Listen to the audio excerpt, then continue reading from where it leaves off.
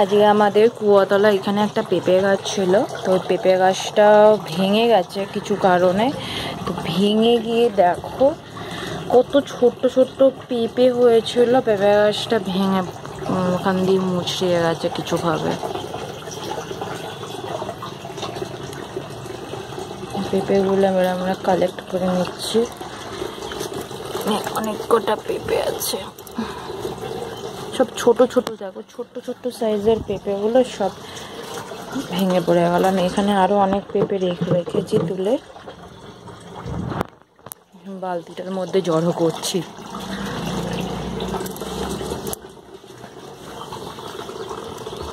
একটা একটু বড় আছে,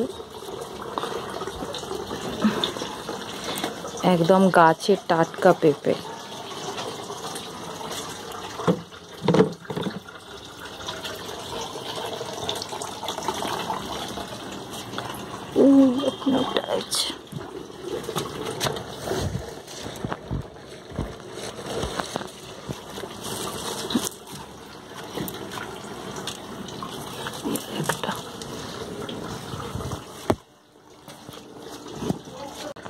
দেখো এক বালতি ভর্তি হয়ে গেল।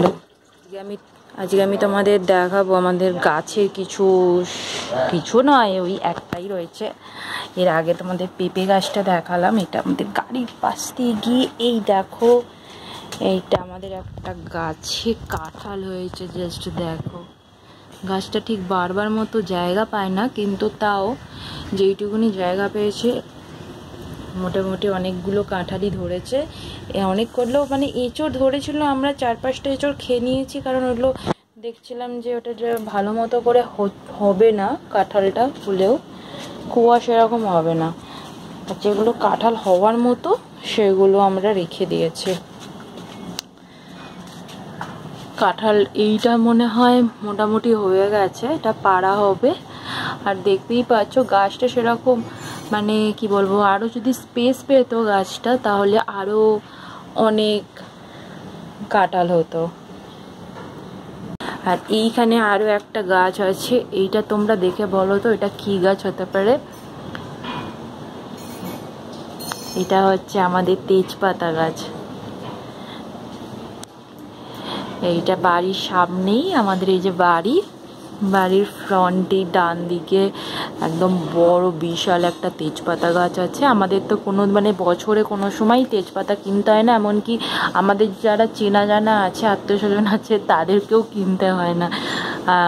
তারা সবাই আমাদের বাড়ি থেকে এখান থেকে এসে নিয়ে যায়, তাদের মানে বছরে পুরো তেজপাতাটা।